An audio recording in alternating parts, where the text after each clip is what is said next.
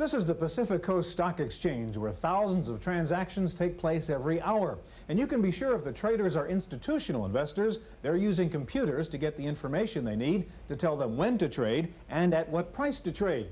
But nowadays, even the small individual investor can take advantage of computer analysis thanks to a whole range of investment software packages that run on a personal computer. Today, we take a look at personal investment software on this edition of the Computer Chronicles.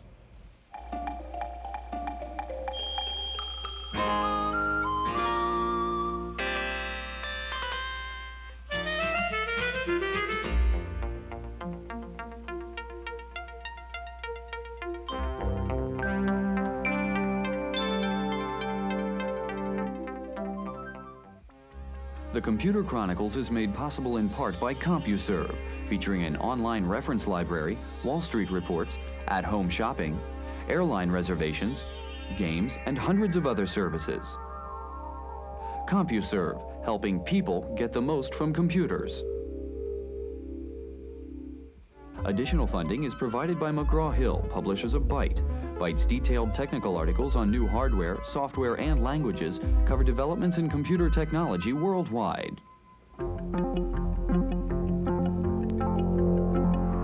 Welcome to the Computer Chronicles. I'm Stewart Cheifet, and sitting in this week for Gary Kildall is Jan Lewis. Jan, you've probably seen this neat little toy. It's called a quote track, and what I can do through radio frequencies is find out exactly what my stock is doing on the stock market right now. So happens the market's closed, so we're going to see the summary, but I put in the code for Apple right now. I hit enter, and there's exactly the latest figures. It closed at 39 even, opened at 38 6/10. The high was 39.4, the low 38.6. Total volume for the day, 730,000 shares. Net change for the day, down 0.2 of a point, and so on.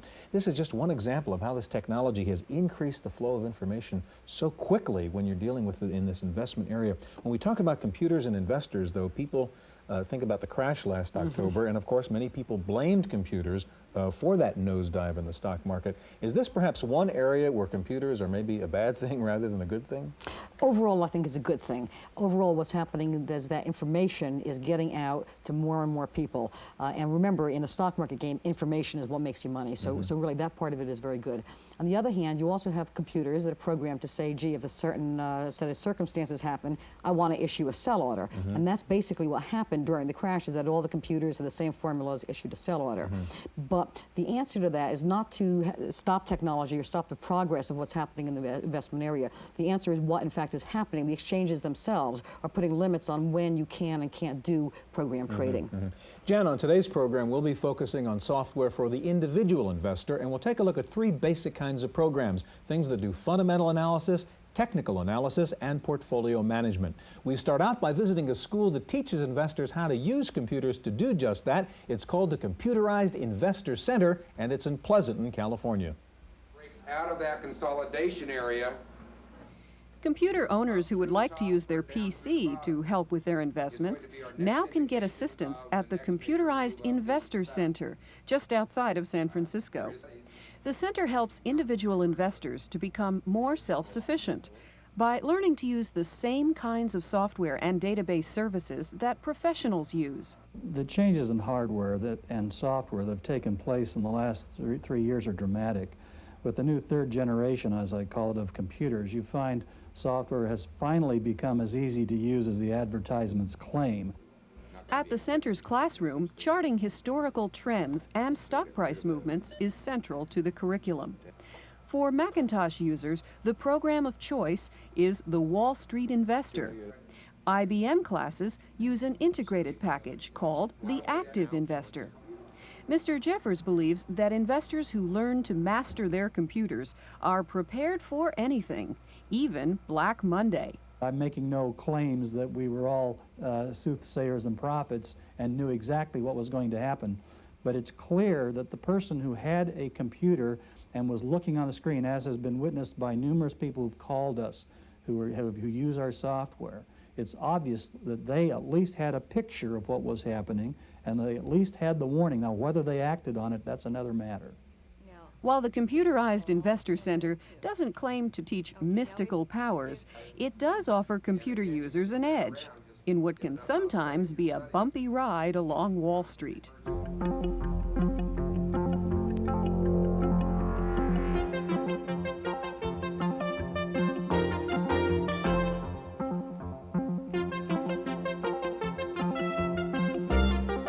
Joining us in the studio now is John Dutra, Vice President of Savant Corporation of Houston, Texas. And sitting next to John is Elizabeth Livey, Manager of Software Services for Value Line Inc. of New York. Jan?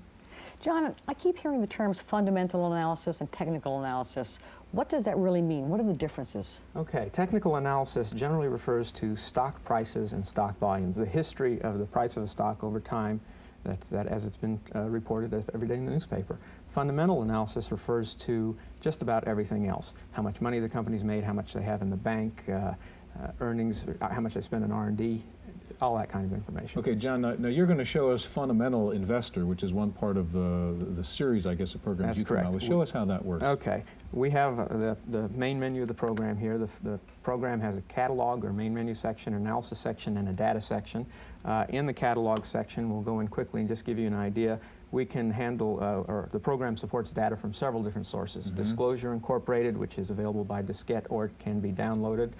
Information from Standard & Poor's Corporation available on diskette, information from Ford Investor Services. So how many different pieces of information? There's do you about have cataloged 700 there? items of information, in fact, and in addition... Can you create your own items Exactly. In addition to those, you can put in your own, you can type in numbers, or most interestingly, we think, is you can put in your own equations. For example, recently in Forbes magazine, there was an article about debt-adjusted price sales as a way to measure companies. Here, what we've done is we've said, okay, let's put in the debt-adjusted price sales.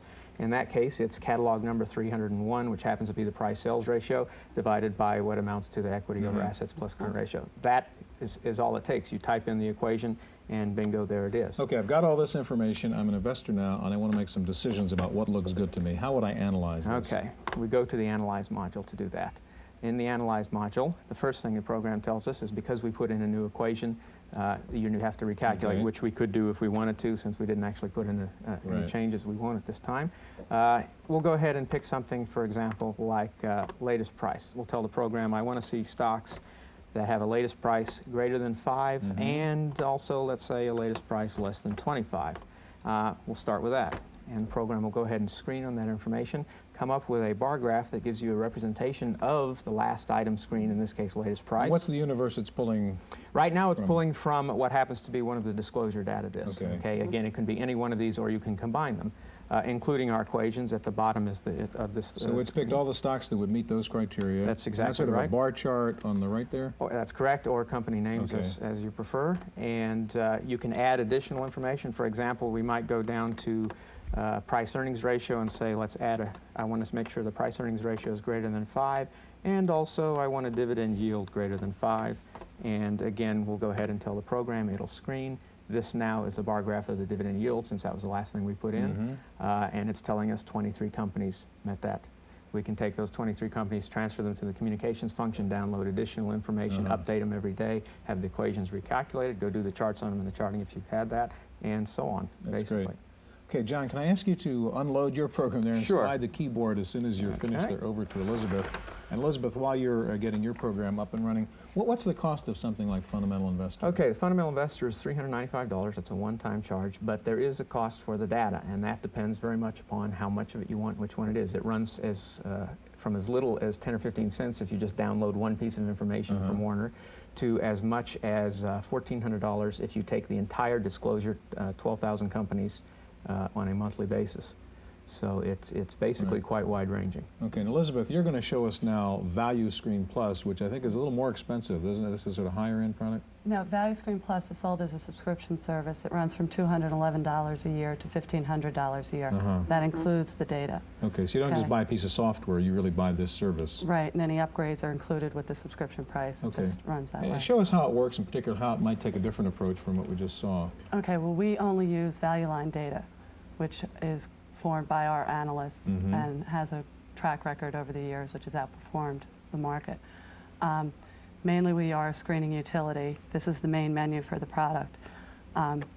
Go into screen, you have 38 different variables that you can screen on. Ratings and estimates variables, market data, historical measures, and growth projections. And once again, you're doing fundamental analysis here. This is fundamental analysis, yes. Okay. I created a list earlier, just show. Okay. And from this, we're looking for a recent price, which is reasonable, a safety rank, which means we won't be losing our money, and a timeliness rank, which means this is a good time to buy it. Okay, so now wait a minute. You've got three criteria you've established there, that the price should be less than 50, which is easy to understand. Now, the safety rank index number 3 and timeliness rank number 2, what do they mean? They both go from a ranking of 1 to 5, 1 being the best situation, 5 being the worst. So we want to make sure that it's a 1 or 2 safety rank, so that means it's pretty safe to buy it. Timeliness rank of 1 means this is a perfect opportunity to buy it. And again, these are value line numbers. These are value line numbers, so what do we do with that now? Okay. Well, we hit this key. It shows us that 9 out of the 1,590 companies have met that criteria. We can hit this key. We see what companies they are. Okay, so they're the 9 stocks that have met the 3 criteria which you've established there. Right. Okay. Okay. If we want to see more information on one of those companies, we can go back out and go to a ticker report. Okay. Display this report. Hildebrandt is the first one there. Ask for it. And this shows all the variables we provide for that company. Well, let's do it for all the 9 different stocks that are just picked out by your criteria? Yes. You can do it on any company in the database, whether or not it just met your criteria. If you just want to go in and look at one particular company, you would go to this part. Okay. If you wanted to look at all the companies together on a variety of different variables, you would go into the reporting section. Here, I've created a screen already too. And what are we doing now? Okay, we're calling a report format just to look at different variables on all 9 of those companies that had passed the criteria. Okay. Okay. So that shows us a little more information. All of this data can be downloaded to a diff or a worksheet file so that you can do more in-depth analysis on it. Okay, John, let me ask you a question. Jan was mentioning at the very beginning of the program that all this investment software is sort of making it easier for the average guy to get some of the information that the big guys used to have. Is this, in fact, kind of a field leveler for the individual investor? It helps an awful lot. It certainly is not absolutely everything. One problem is, again, timeliness. There's a big difference between staying home as your job and watching this, but it certainly makes a big difference from the way things were 10 or 20 years ago, absolutely. And would you say, just briefly, I mean, among investors now, I mean, is the guy with better investment software, does he really have an investment advantage over the guy whose software isn't quite as good? Well, we think so. It's a question of, over the last few years, as more and more investors have been involved in computer software, we're finding more and more of our customers are saying exactly that. They're asking for the software because their friend uses it and has liked it and it's helped. And for that reason, they want to get involved. So I believe the answer is yes. That is yet another important buying decision. Then I guess. John, Elizabeth, thank you very much. We've just seen 2 examples of fundamental analysis. In just a minute, we'll see 2 programs that do technical analysis. First of all, a visit to Montgomery Securities in San Francisco to see how they use their PCs to do portfolio management. Wendy Woods has the report. To investors, time is money. Decisions are made daily, if not hourly, and the problem is compounded when an investor owns dozens of stocks. That's where what's called portfolio management software comes in. At Montgomery Securities, a brokerage in San Francisco, a package for the PC called Professional Portfolio from Advent Software tracks the performance of some 50 client portfolios. This is a job for the number-crunching skills of a computer. Each stock is updated daily and automatically through an interface to the company's mainframe, with the P&L, or profit and loss, calculated in the blink of an eye. If at the end of the day I manually posted all the trades and then tried to come up with the P&L for the end of the day, it would take me on average for one account, it would take me at least a half an hour per account to get the information that Advent provides me with for 40 accounts in 3 minutes. The daily P&L is the bottom line, but this package also calculates each portfolio's performance over time and issues full reports when needed. This package is clearly not for everyone. For one, it carries a $5,000 price tag, and secondly, it requires a certain level of experience. But for those with the money and the experience, it's proven to be an invaluable tool that saves time and makes money. In San Francisco, for the Computer Chronicles, I'm Wendy Woods.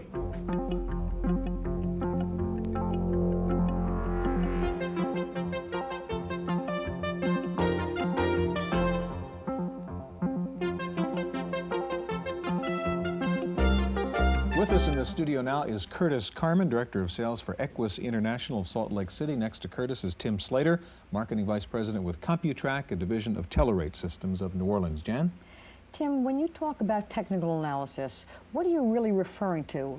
And is it better than fundamental analysis? No, they're both good tools, and I think most serious investors should be both a fundamentalist and a technician. The technical approach is the study of open, high, low, close, volume, and open interest. That is price only. And the technician feels that everything that's known about a specific item is built into the price structure. So really then all the information from the fundamental is already reflected in the technical analysis. That's correct. We believe an investor should study the fundamentals and know that he is buying something of value or selling something that is overvalued, and use technical analysis for timing. Okay, Curtis, give us an example of technical analysis. You have a program called Metastock Professional. Correct. Kind of run through how you would do technical analysis with it. Okay, here we have a select file window of Metastock Professional, and as you can see, there's various types of securities, bonds, options, stocks, mutual funds, and so forth. What I've done today is create a series of macros that run through a set of steps with just one keystroke, so it saves a lot of time. Now, what are we going to analyze here? Okay, we're going to look at Metastock Professional's windowing capability first. And that'll well, apart from its capability, what stock are we looking at here? Okay, we'll look at Lotus and size down the chart and do several indicators upon them. Okay, so we'll just type Alt1, which is the name of the macro. And what's it doing? Okay, we're loading up the window here. Now we've sized down the chart to a medium-sized chart, and we do what's called cloning here and change the colors to enhance the picture a little bit. We've moved down to the lower left and done a stochastics, while up in the upper right is an MACD, both popular indicators. Then in the lower corner we've done a performance of Lotus, showing how it oscillates above and below zero in a histogram form.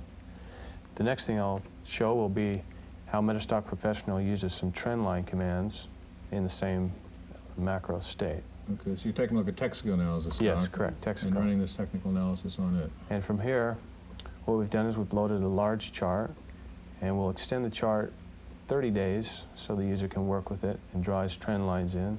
And as you can see, a nice wedge has occurred so the buyer can get an idea of where the stock is headed.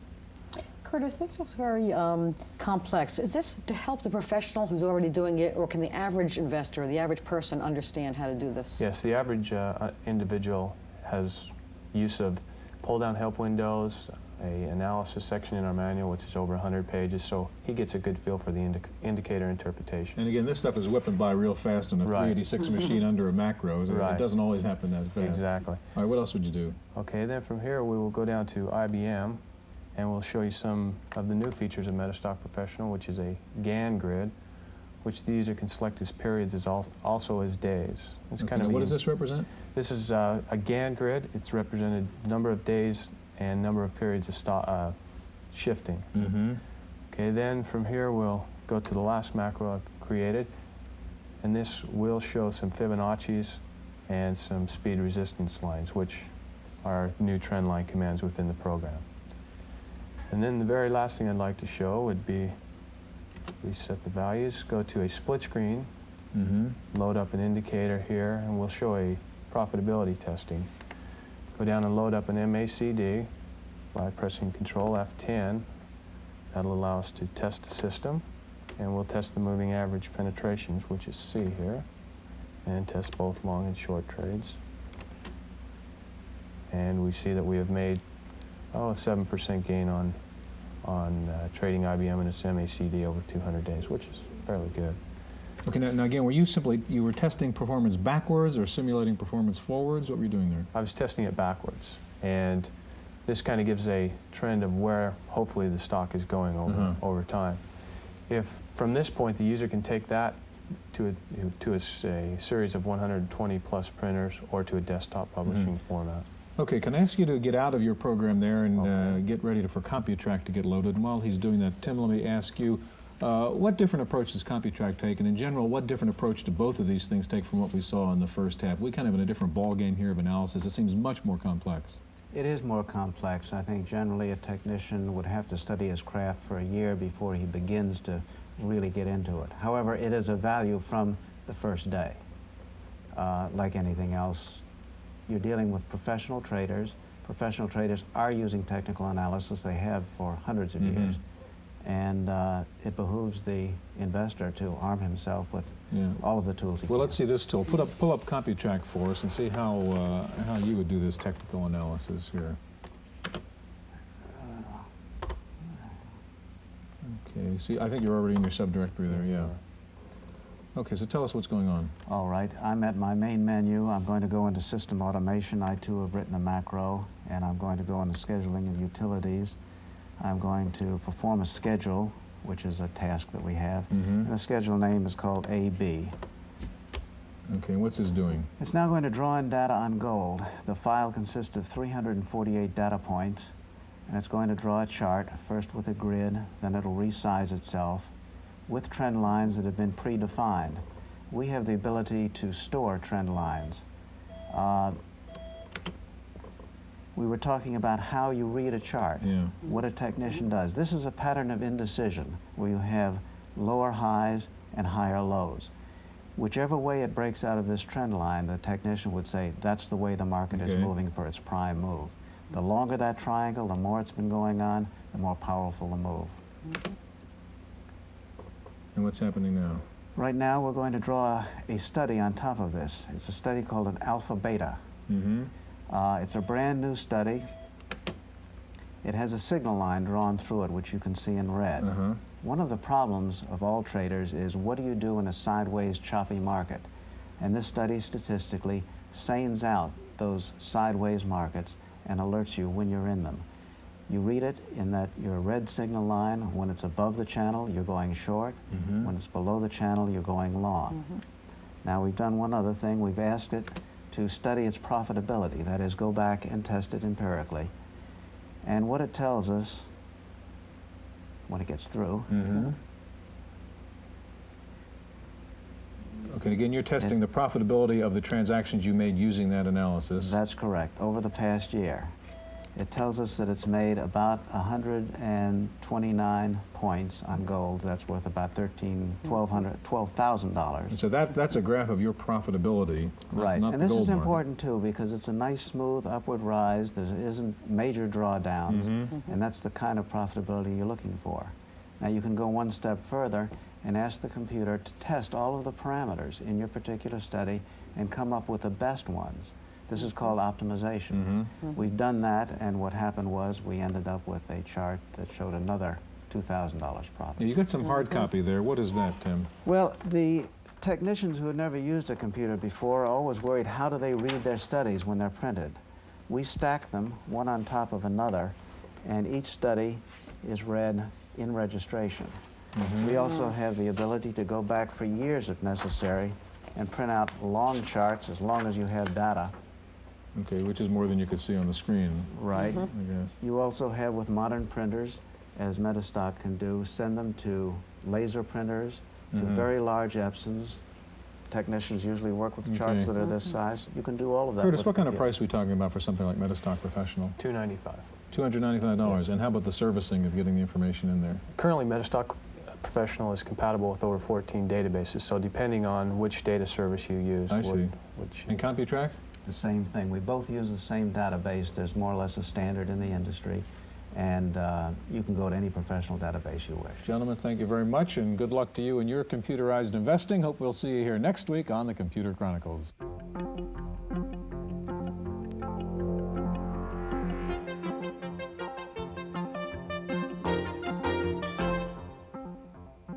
In the random access file this week, Borland International has released its new version of Quattro called Quattro Pro.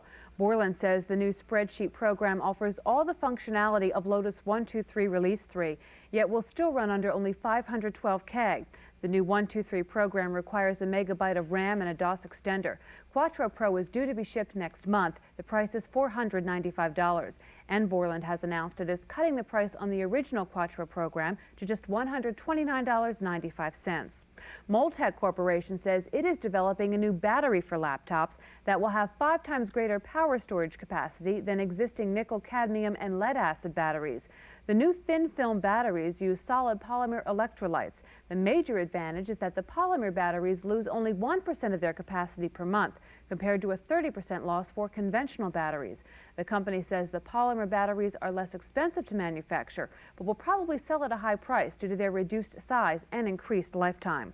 Fremont Communications has announced a new fax board for PC compatibles priced at only $195. It's a 9600 baud half-slot card.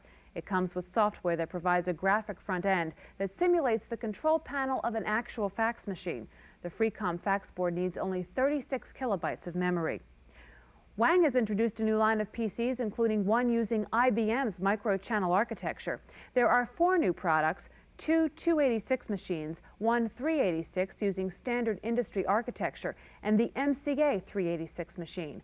All 4 computers feature SIMs for their RAM, meaning you can put up to 8 megabytes on the motherboard, plus another 8 megabytes on an add-in board. Peter Norton Computing has come out with a new version of its DOS manager, the Norton Commander. The new release is version 3.0. It features expanded file viewing formats and an expanded quick view function. The Air Force is warning bases across the country about the Columbus Day virus first discovered 2 months ago. The virus is reportedly set to be triggered when it sees the date October 12th. It attacks the system's hard disk by reformatting track 0. The online community is up in arms over the failure of NASA to release GIF format pictures from the Voyager Neptune flyby. The Jet Propulsion Lab says it does not have the manpower to quickly release the tons of image data received from Voyager. Also, says JPL, there are scientists with proprietary interests in the data. However, several Voyager 2 GIF files are now available on CompuServe's astronomy forum. Meanwhile, a new CD-ROM is available with earlier Voyager and Viking images of Mars, Jupiter, and Saturn. The disc is being sold for only $9 by Meridian Data of Scotts Valley, California. The CD includes file formats for both the Macintosh and the PC. Finally, the annual Miss America pageant had a computer angle this year. For the past several years, a computer hacker from Illinois has successfully predicted the winner by crunching the candidate's vital statistics into a program he developed. The variables were height, weight, the usual other measurements, plus college, major, hair and eye color, talent type, and state of origin. But pageant officials have decided to stop releasing the data. They've reduced the emphasis on the numbers and have added a written essay for the judges to read. The hacker, George Miller, says he's giving up on his prediction program. Not enough reliable input, so no more confidence in the output. That's it for this week's Random Access. I'm Kate McGargy. The Computer Chronicles is made possible in part by McGraw-Hill, publishers of Byte magazine, and BIX, the Byte Information Exchange. In print and online, Byte and BIX serve computer professionals worldwide with detailed information on new hardware, software, and technologies. For a transcript of this week's Computer Chronicles, send $4 to PTV Publications, Post Office Box 701, Kent, Ohio 44240. Please indicate program date.